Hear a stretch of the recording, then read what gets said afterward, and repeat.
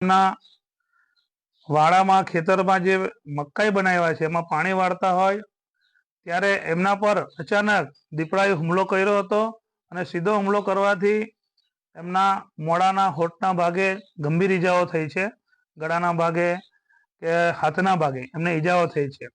તો ગામના લોકો, આજુબાજુના લોકો દોડી આવતા એમનો જીવ બચ્યો હતો અને એમની સાથે બીજા અન્ય 3 વ્યક્તિ એટલે ટોટલ 4 વ્યક્તિને પણ આ જ રીતે ઈજા પહોંચી છે. પિંજરા ગોઠવ્યા છે પણ હજુ લગી દીપડો જે 7-8 વર્ષનો કદાવર દીપડો હોય એ પકડથી બહાર છે. તો તમામ ફોરેસ્ટ ડિપાર્ટમેન્ટ આ દીપડાને પકડવા માટે હજુ પણ અલગ અલગ ટીમ બનાવીને તાત્કાલિક દીપડાને પકડે એવી નમ્ર વિનંતી છે અમારી. ફોરેસ્ટ અધિકારીઓ પર પણ હુમલો થઈ ગયો.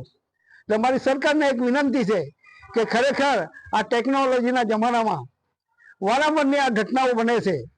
એ ઘટના બને છે કેટલા જે આકરોદની અંદર એક છોકરાને મારી નાખ્યો, એવું દઘડિયા ગામની અંદર મારી નાખ્યું, એવું ઉમેલામ ગામની અંદર મારી નાખ્યો, એવા અનેક ઘટનાઓ બને છે ને એનું વળતર ફક્ત 4 લાખ રૂપિયા આપવામાં આવે છે.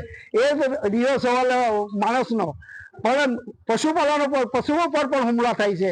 કોઈનું મરઘી લઈ જાય છે, કોઈના બકરા લઈ જાય છે, કોઈના ગાયના વાસણા પર હુમલા થાય છે. જંગલી પ્રાણીઓ બચાવવા માટે સરકાર જુદી જુદી જગ્યાએ ડેસ્ટિનેશન પણ બનાવે છે.